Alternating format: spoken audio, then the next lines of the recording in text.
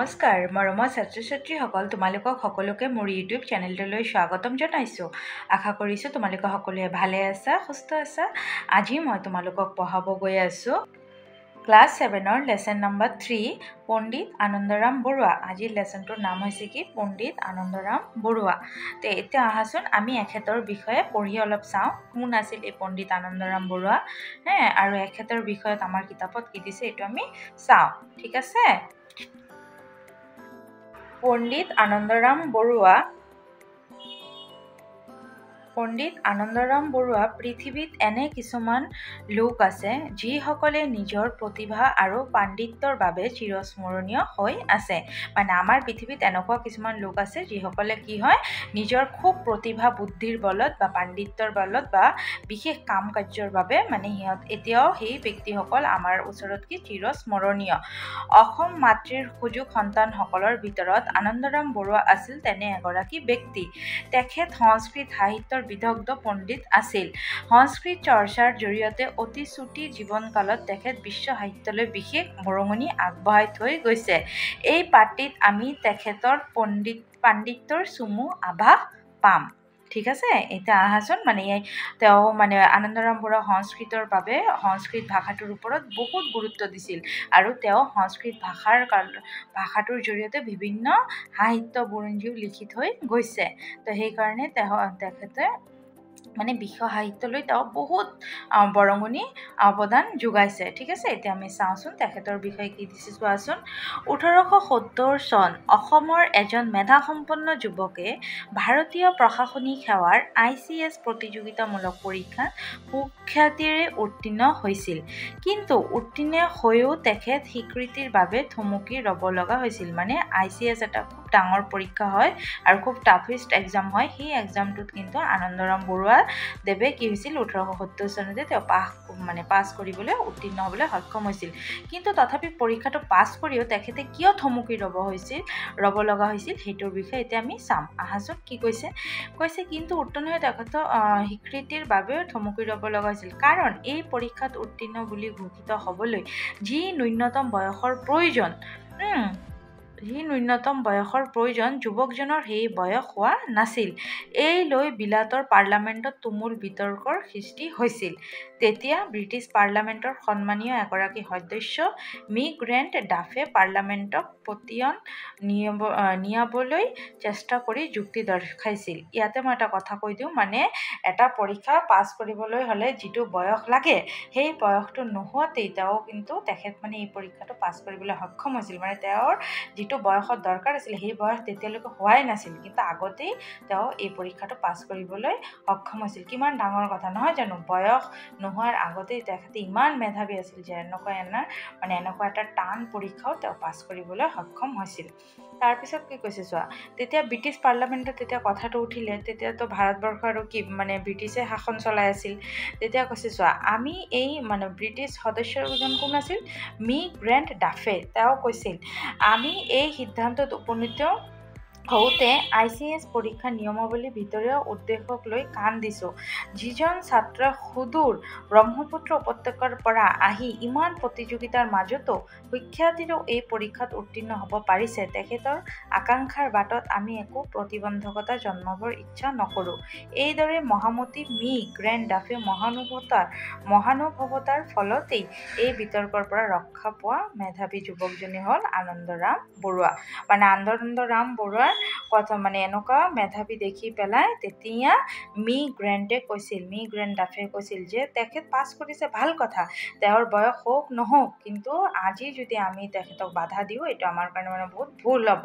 কাৰণ তেওঁৰ বাধা প্ৰতিভাটো আমি ইয়াতে থমকি ৰখাবলৈ নোৱাৰিম, তেখেতক আগুৱাই যাবলৈ দিয়াটোৱেই ভাল হ'ব, ঠিক আছে। তাৰপিছত আৰু তেখেতৰ বিৰুদ্ধে কোনো ধৰণৰ আৰু মতবাদ কৰা নাছিল।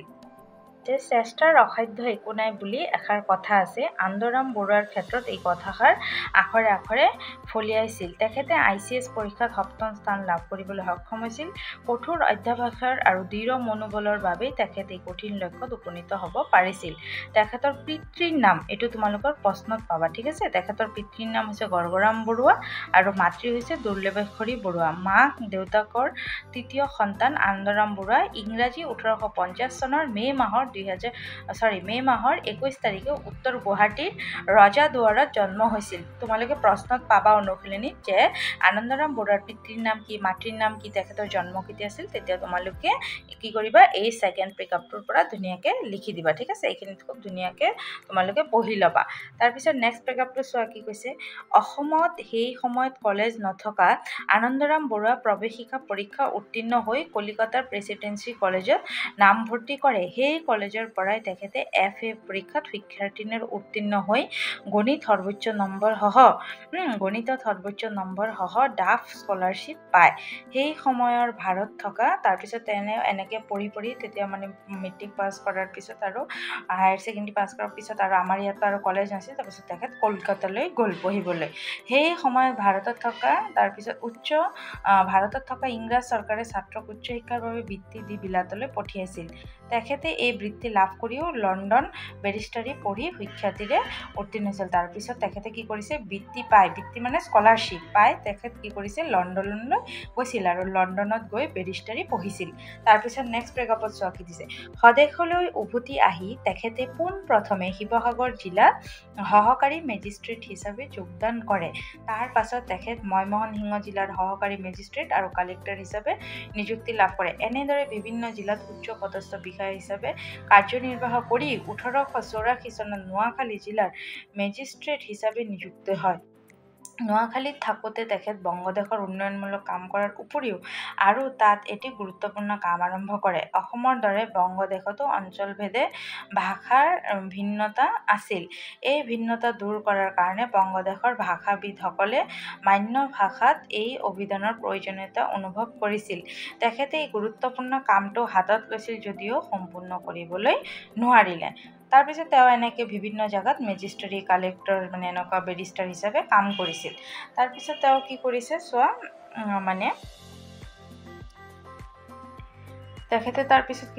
তেখেতৰ অগাধ পাণ্ডিত্য, আকৰ্ষণীয় ব্যক্তিত্ব আৰু বিভিন্ন উন্নয়নমূলক কাৰ্যই বংগৰ নোয়াখালী ৰাজ্যক মুগ্ধ কৰিছিল।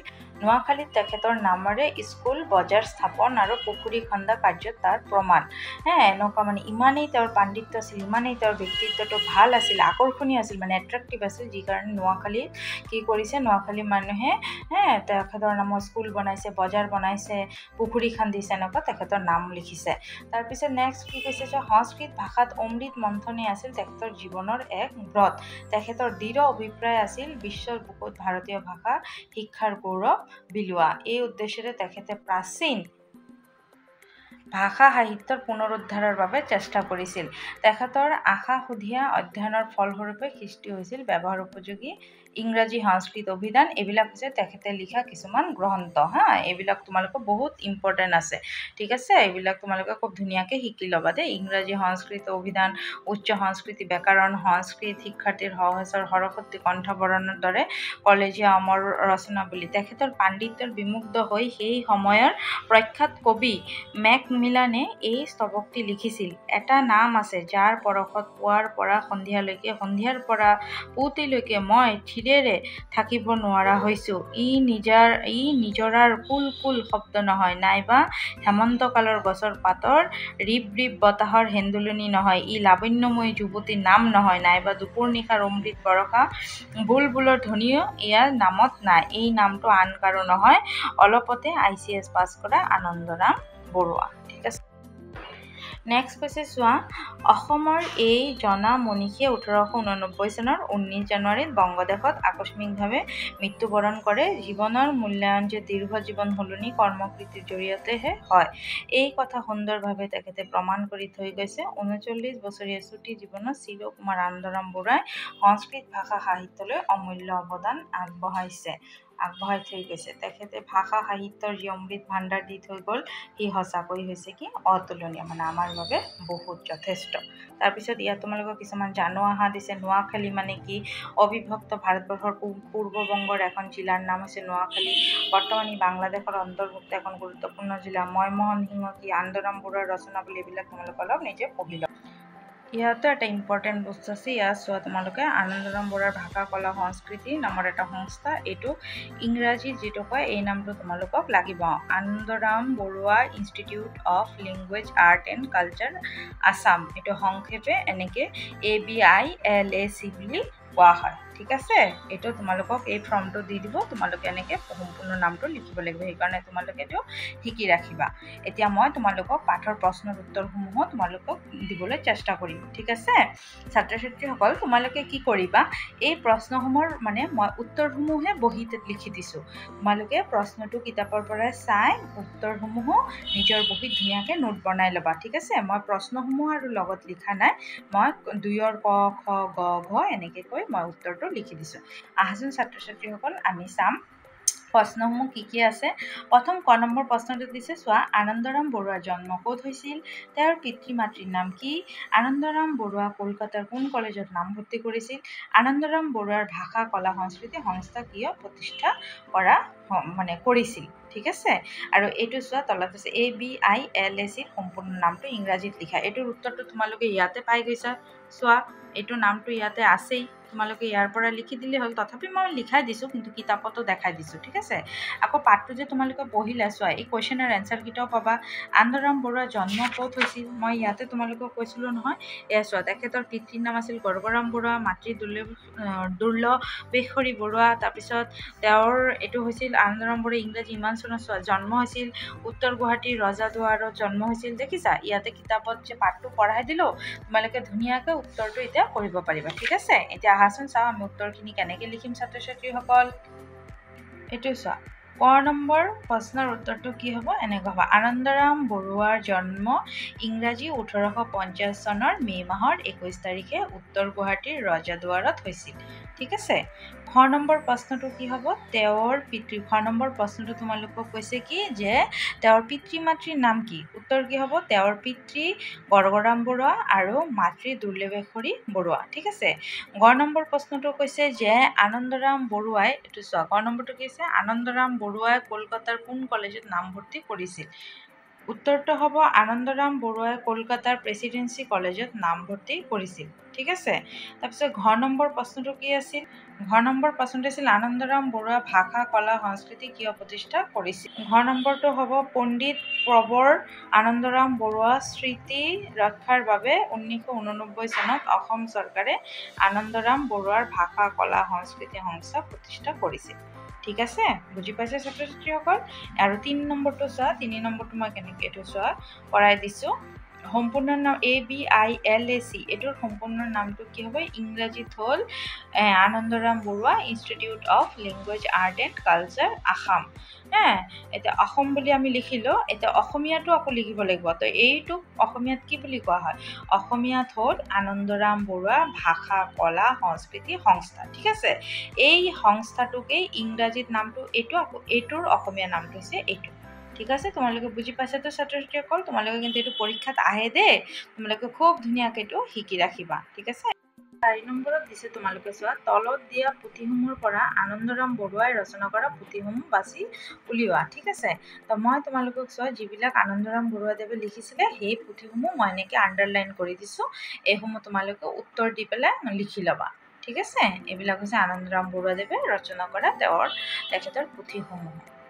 ঠিক আছে ছাত্ৰ ছাত্ৰীসকল, এতিয়া 5 নম্বৰটো চোৱা, 5 নম্বৰটো কি আছে, 5 নম্বৰ প্ৰশ্নটো আছে, আনন্দৰাম বৰুৱাই ICS পৰীক্ষাত উত্তীৰ্ণ হোৱাৰ পাছত বিলাতত হোৱা বয়সৰ বিতৰ্কত মি গ্ৰেণ্ড ডাফে দিয়া মন্তব্যটো নিজৰ ভাষাত লিখা। ঠিক আছে, এতিয়া আমি নিজৰ ভাষাত লিখিম যে মি গ্ৰেণ্ড ডাফে কি কৈছিল। ঠিক আছে, এইটো উত্তৰটো তোমালোকে এনেকৈ লিখিবা, ICS পৰীক্ষাত উত্তীৰ্ণ বুলি ঘোষণা কৰাৰ বাবে যি বয়সৰ প্ৰয়োজন আছিল সেই বয়স আনন্দৰাম বৰুৱাৰ হোৱা নাছিল, সেই হেতু পাৰ্লিয়ামেণ্টত তুমুল বিতৰ্ক সৃষ্টি হোৱাত মি গ্ৰেণ্ড ডাফে এই মন্তব্যৰ বিতৰ্কৰ মুখনি মাৰিছিল। আমি এই সিদ্ধান্তত উপনীত হওঁতে ICS পৰীক্ষাৰ নিয়মাৱলীৰ ভিতৰুৱা উদ্দেশ্যলৈহে কাণ দিছোঁ। কাণ এইটো দিছে নহয়, এইটো দিছো হ'ব। মানে যিজন ছাত্ৰই সুদূৰ ব্ৰহ্মপুত্ৰ উপত্যকাৰ পৰা আহি ইমান প্ৰতিযোগিতাৰ মাজতো সুখ্যাতিৰে এই পৰীক্ষাত উত্তীৰ্ণ হ'ব পাৰিছে, তেওঁৰ আকাংক্ষাৰ বাটত আমি একো প্ৰতিবন্ধকতা জন্মাবৰ ইচ্ছা নকৰোঁ। ঠিক আছে, এইটো হ'ব উত্তৰটো। ঠিক আছে ছাত্ৰ ছাত্ৰীসকল, আশা কৰিছোঁ তোমালোকে ধুনীয়াকৈ বুজি পাইছা। যদি কিবা বুজি নোপোৱা তেতিয়াহ'লে কমেণ্ট ছেকশ্যনত মোক জনাই দিবা। ঠিক আছে, এতিয়া নেক্সট 6 নম্বৰ প্ৰশ্নটো চোৱাচোন কি দিছে। 6 নম্বৰ প্ৰশ্নটো আছে আনন্দৰাম বৰুৱাৰ কৰ্মজীৱনৰ বিষয়ে কেইশাৰীমান বাক্য লিখা। ঠিক আছে, এতিয়া আনন্দৰাম বৰুৱাৰ কৰ্মজীৱনৰ বিষয়ে মই কেইশাৰীমান বাক্য লিখি দিছোঁ। আহাচোন চাওক কি লিখিছোঁ। উত্তৰটো তোমালোকে এনেকৈ লিখিবা। ICS পৰীক্ষা পাছ কৰাৰ পিছত স্বদেশলৈ উভতি আহি আনন্দৰাম বৰুৱাই প্ৰথমে শিৱসাগৰ জিলাত সহকাৰী মেজিষ্ট্ৰেট হিচাপে যোগদান কৰিছিল। তাৰ পিছত ময়মনসিংহ জিলাৰ সহকাৰী মেজিষ্ট্ৰেট আৰু কালেক্টৰ হিচাপে চাকৰি কৰিছিল। নেক্সট লিখিবা বিভিন্ন জিলাত উচ্চপদস্থ বিষয়া হিচাপে চাকৰি কৰি 1884 চনত নোয়াখালী জিলাৰ মেজিষ্ট্ৰেট নিযুক্তি হৈছিল। সেই সময়ত তেওঁ বংগদেশৰ ভালেমান উন্নয়নমূলক কাম কৰিছিল। এইটো হৈ গ'ল 6 নম্বৰৰ উত্তৰ। ঠিক আছে, তোমালোকে এনেকৈ ধুনীয়াকৈ লিখি ল'বা। এতিয়া নেক্সট মই যি ভাষাৰ অধ্যয়ন ব্যৱহাৰিক কিছুমান ব্যাকৰণ আছে সেইটো লিখাম। তাৰ আগতে তোমালোকৰ 7 নম্বৰৰ এটা বস্তু আছে চোৱা। 7 নম্বৰত তোমালোকক এনেকৈ মিলাব দিছে। ঠিক আছে, ক অংশৰ লগত খ অংশ মিলাব লাগে। তো এনেকৈ দাগ মাৰি মিলালে এইটো ভাল দেখা নাযায়। এইটো তোমালোকে ক্লাছ 7ত পঢ়া ডাঙৰ হৈছে অলপ ন, তো সেইটো কাৰণে এনেকৈতো কৰিলে নহ'ব। তো এইকাৰণে মই কি কৰিছোঁ চোৱা, এনেকৈ ছাইডত 1 2 3 4 5 6 বুলি এনেকৈ নাম্বাৰ দি লৈছোঁ। তো যিটোৰ লগত যিটো এনচাৰ হ'ব এইফালে সেই নম্বৰটো বহাই দিছোঁ। যেনেকৈ 1ৰ লগত এইটো 1 লিখি দিছে। 2ৰ লগত এনচাৰ মন্থন মানে কি হ'ব, মথা বা ঘোটা কাৰ্য। 3 নম্বৰ সুখ্যাতি মানে কি হৈছে, সুনাম বা যশস্যা। ঠিক আছে, 4 নম্বৰ আছে কি জাকত জিলিকা মানে কি, জাকত জিলিকা মানে হৈছে অতি শুৱনি বা বহুতৰ মাজত চকু পৰা। ঠিক আছে, অৱদান মানে কি, অৱদান মানে হৈছে বৰঙণি বা অৰিহণা। 6 নম্বৰত কি আছে সংকল্প মানে কি, 6 নম্বৰটো চোৱাচোন কোনটোৰ লগত যাব। সংকল্প মানে হৈছে কোনো কাম কৰিবলৈ দৃঢ় ইচ্ছা, মানে আমি প্ৰতিজ্ঞা কৰোঁ নহয় এইটো কৰিমেই, এইটো আমাৰ মানে লাগিবই। তোমালোকে মনে মনে এনেকৈ সংকল্প কৰা নে নাই কেতিয়াবা, সেইটোৱেই কৈছে।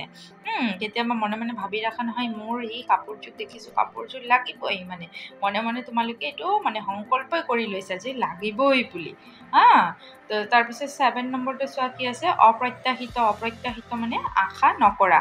8 নম্বৰ হৈছে কি প্ৰতিযোগীৰ লগত কোনটো যাব, এইটো প্ৰতিদ্বন্দ্বী।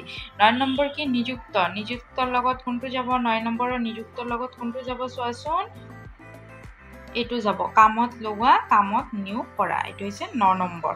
10 নম্বৰ হৈছে কি মনীষী, এইটোৰ লগত হ'ব জ্ঞান। ঠিক আছে, বুজি পাইছা তো? আশা কৰিছোঁ তোমালোকে বুজি পাইছা। যদি তোমালোকে ভালে লাগে তেতিয়াহ'লে ভিডিঅ'টো কিন্তু লাইক এটা কৰি দিবা দেই, লাইক শ্বেয়াৰ আৰু কমেণ্ট কৰি দিবা। যদি কিবা অসুবিধা পোৱা ভাল হ'লেও এটা কমেণ্ট ছেকশ্যনত জনাই দিবা। তেতিয়াহ'লে আৰু ভাল লাগিব ন, নেক্সট ভিডিঅ'সমূহ বনাবলৈ আৰু ইণ্টাৰেষ্ট লাগিব। মৰমৰ ছাত্ৰ ছাত্ৰীসকল, তোমালোকক ইয়াত ভাষা অধ্যয়নত কিছুমান ব্যৱহাৰিক কি দিছে, ব্যাকৰণ। ঠিক আছে, আমি যেতিয়া এই পাঠসমূহ পঢ়োঁ তাৰ লগত আমি কিছুমান ব্যাকৰণ গ্ৰামাৰো ব্যৱহাৰ কৰোঁ। তো সেইটোৱে তোমালোকক ইয়াত দিছে চোৱা। এই বাকচটোত দিছে যে তলৰ বাক্যকেইটালৈ চোৱা। কি কৈছে, আনন্দৰাম বৰুৱা সংস্কৃতৰ অগাধ পণ্ডিত আছিল। তেখেতে ICS পৰীক্ষাত 7ম স্থান লাভ কৰিছিল। আনন্দৰাম বৰুৱাই লণ্ডনত বেৰিষ্টাৰী পঢ়ি সুখ্যাতিৰে উত্তীৰ্ণ হৈছিল। বাক্যকেইটাত আছিল, কৰিছিল আৰু হৈছিল যদি ক্ৰিয়াপদবোৰে বহুদিনৰ আগতে কৰা বা হোৱা কাৰ্যৰ কথা প্ৰকাশ কৰিছে, অৰ্থাৎ অতীতৰ কামৰ কথা বুজাইছে। এনেবোৰ ক্ৰিয়াৰ সময়কে কি বুলি কোৱা হয়, অতীতকাল বুলি কোৱা হয়।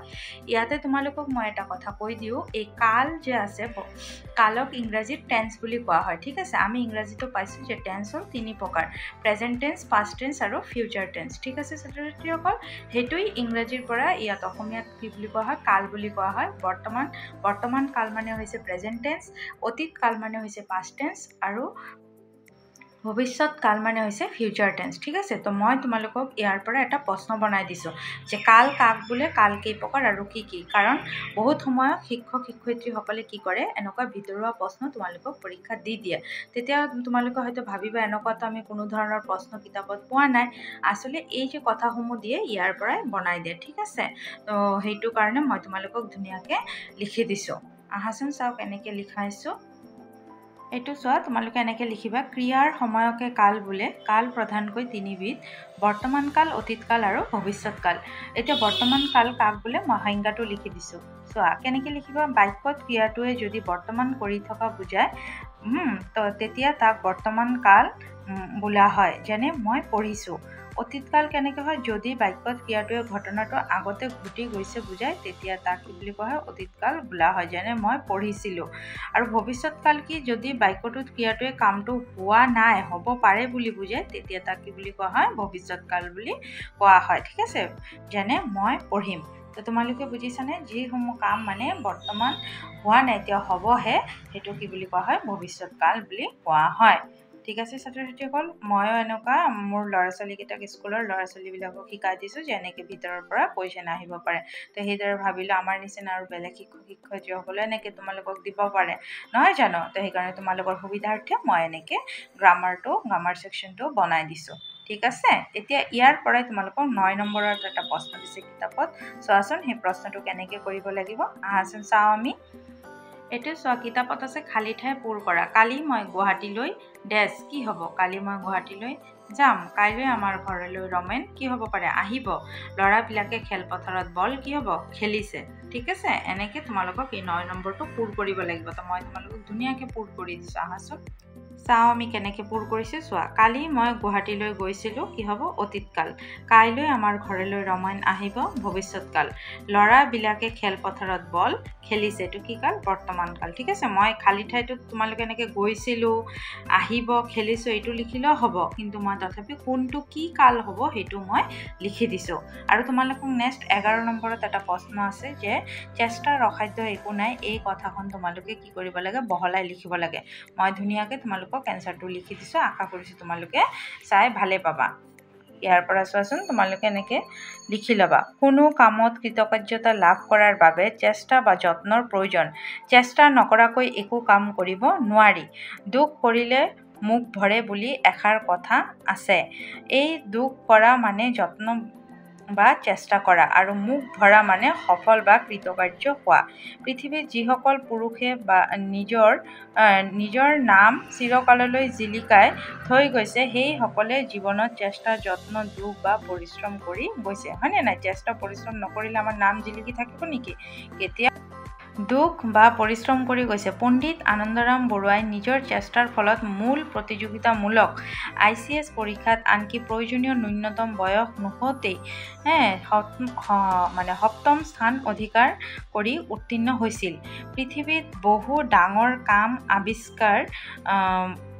আৱিষ্কাৰ আদিও চেষ্টাৰ ফলতে হৈছিল। সেয়ে সৰু বৰ সকলো কামতে একান্ত চেষ্টাৰ প্ৰয়োজন। চেষ্টা কৰিলে সকলো কামেই সাধ্যৰ ভিতৰত আহি পৰে। বুজি পাইছেনে ছাত্ৰ ছাত্ৰীসকল? এইটো মই তোমালোকক ধুনীয়াকৈ বহলাই লিখি দিছোঁ। আশা কৰিছোঁ তোমালোকে ভিডিঅ'টো চাই ভালে পাবা। যদি কিবা অসুবিধা পোৱা বা তেতিয়াহ'লে কমেণ্ট ছেকশ্যনত জনাই দিবা, আৰু যদি ভিডিঅ'টো ভালো লাগে তেতিয়াহ'লেও তোমালোকে কমেণ্টত এটা জনাই দিবা, আৰু লাইক, শ্বেয়াৰ, ছাবস্ক্ৰাইব কৰি দিবা, ঠিক আছে। আজিৰ ভিডিঅ'খন ইমানতে, আকৌ নেক্সট চেপ্টাৰটোলৈ নেক্সট ভিডিঅ'ত লগ পাম। সকলোৱে ভালে থাকিবা, সুস্থ থাকিবা, এইটো ঈশ্বৰৰ ওচৰত কামনা কৰোঁ, ঠিক আছে। Thank U.